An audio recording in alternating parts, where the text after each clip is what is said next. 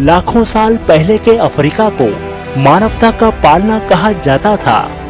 यह वह महाद्वीप है जहां मानव सभ्यता की पहली सांसें ली गई और जहां से हमारे पूर्वजों ने पूरी दुनिया को आबाद करने का सफर शुरू किया था। जहां सिर्फ घना जंगल, खूंखार जंगली जानवर और इंसान बनने की राह पर चलता एक अनोखा जीव। उस आदि मानव का जीवन आखिर कैसा था?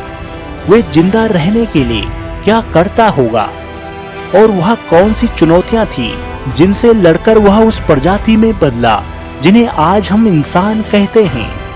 यह कहानी है हमारे उन सभी पुरखों की जिन्होंने लाखों साल तक अफ्रीका की धरती पर संघर्ष किया।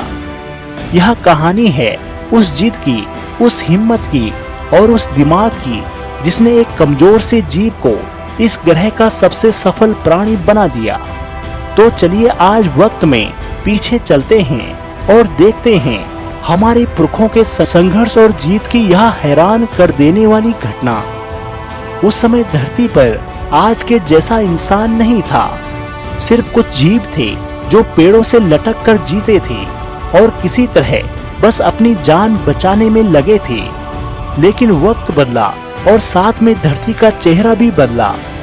अफ्रीका के विशाल जंगल धीरे धीरे सूखने लगे, नदियां सिकुड़ने लगी और घने जंगल दूर दूर तक फैले घास के मैदानों में बदलने लगे।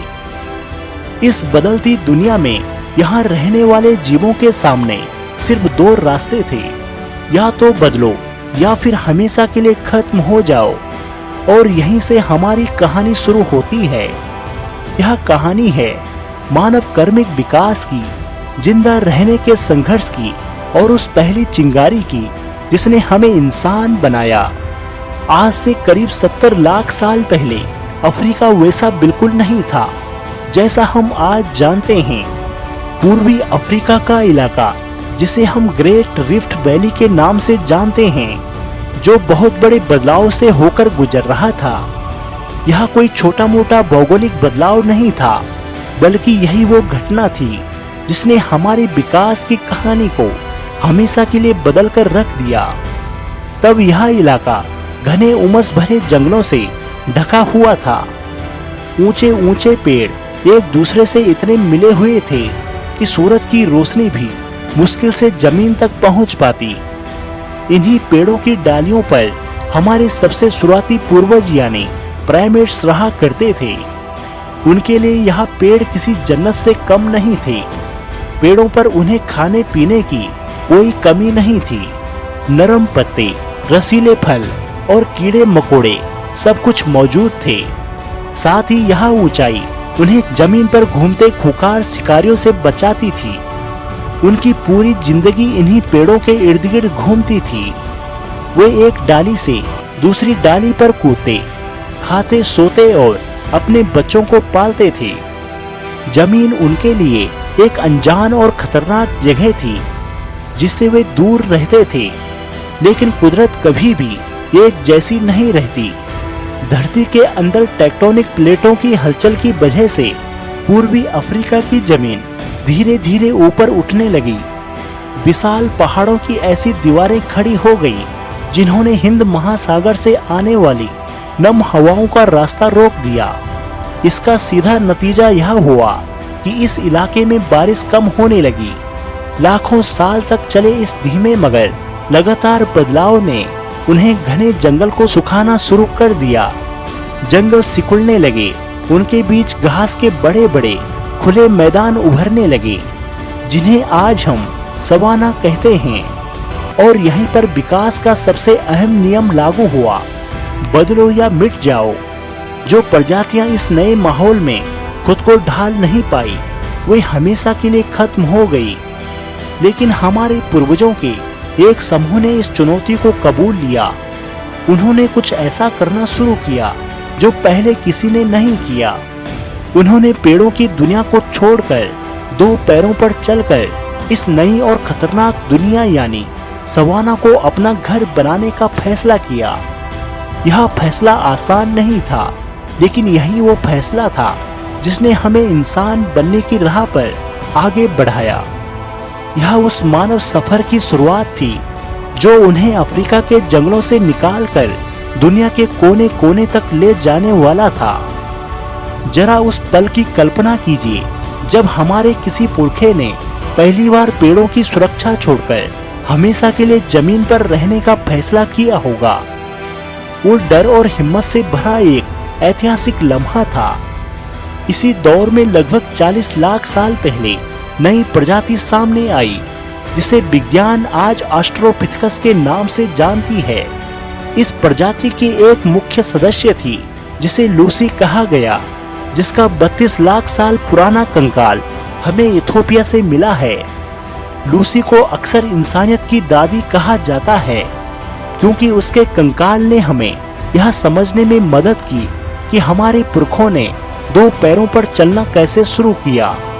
2 पैरों पर चलना, जिसे बायोपेडलिज्म कहा जाता है, कोई मामूली बदलाव नहीं था।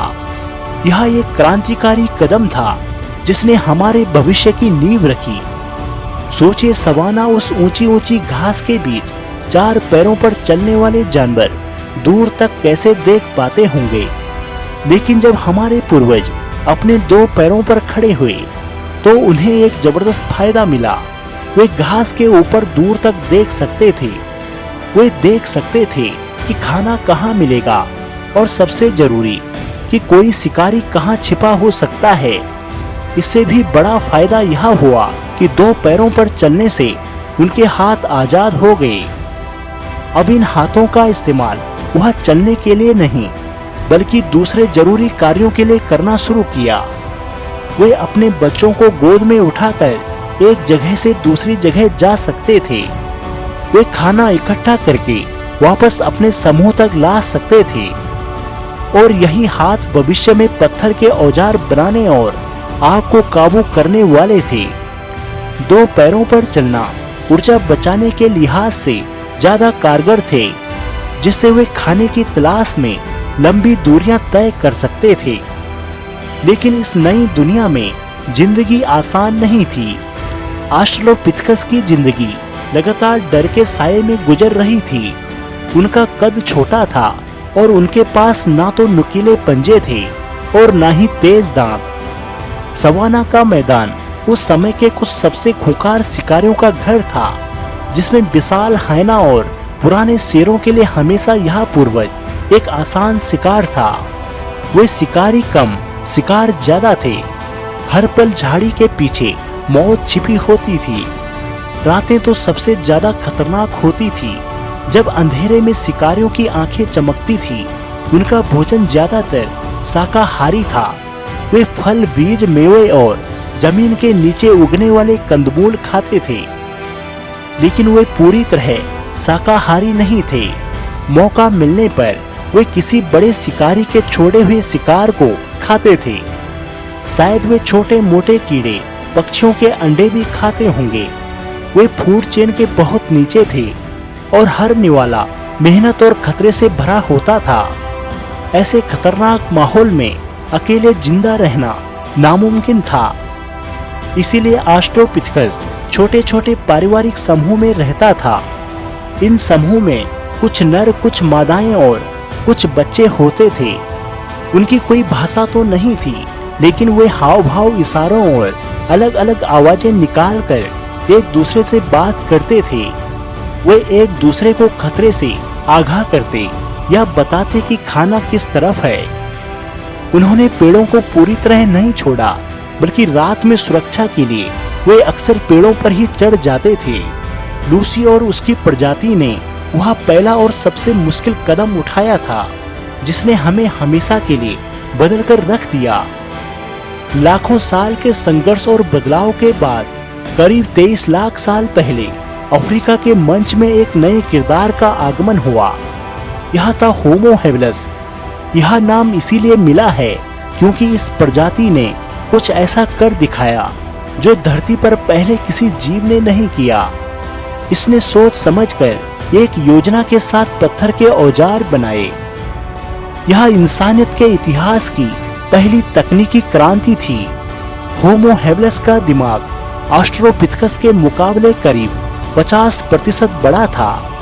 इस दिमागी ताकत ने उन्हें समस्याएं सुलझाने और उनके हाथ का और भी कुशलता से इस्तेमाल करने की काबिलियत दी थी। उन्होंने महसूस किया था कि उनके कुदरती हथियार दांत और नाखून शिकारियों का सामना करने या कठोर चीजों को खाने के लिए काफी नहीं थे। इसीलिए उन्होंने अपने दिमाग का इस्तेमाल शुरू किया। उन्होंने सीखा कि अगर एक सख्त पत्थर को नदी से दूसरे गोल पत्थर पर सही एंगल से मारा जाए तो उससे एक तेज धार वाला टुकड़ा अलग हो सकता है। यह साधारण सा दिखने वाला पत्थर का टुकड़ा, जिसे आज हम ओल्डोवन टूल्स कहते हैं, जो उस जमाने का सबसे आधुनिक हथियार था, यह इंसानी हुनर का पहला सबूत था। इन औजारों ने होमो हेबिलिस के लिए संभावनाओं की एक नई दुनिया खोल दी। अब वे सिर्फ फल और पत्ते खाने पर निर्भर नहीं थे। इस तेज धार वाले पत्थरों से वे किसी बड़े जानवरों के मृत शरीर की मोटी चमड़ी को काट सकते थे, जिसे उनके दांत नहीं फाड़ सकते थे। और सबसे बड़ी बात, वे जानवरों की हड्डियों को तोड़कर उसके अंदर मौजूद कीमती पोषक तत्वों तक पहुंच सकते थे, जो कि उन्हें ऊर्जा देता था। यह वो सुपर फूड था जिसने हमारे पुरखों के दिमाग के विकास को और रफ्तार दी। एक बड़ा दिमाग बेहतर औजार बनाने की काबिलियत देता था और बेहतर औजार बेहतर भोजन तक पहुंच देते थे। यह एक ऐसा चक्र था जिसने हमारे विकास को तेजी दी। इन औजारों के साथ वे छोटे जानवरों का शिकार भी कर सकते थे। हेलो दोस्तों, अगर आपको यह वीडियो पसंद आई हो तो कृपया हमारे चैनल को सब्सक्राइब जरूर करें व हमारी वीडियो को लाइक व शेयर करें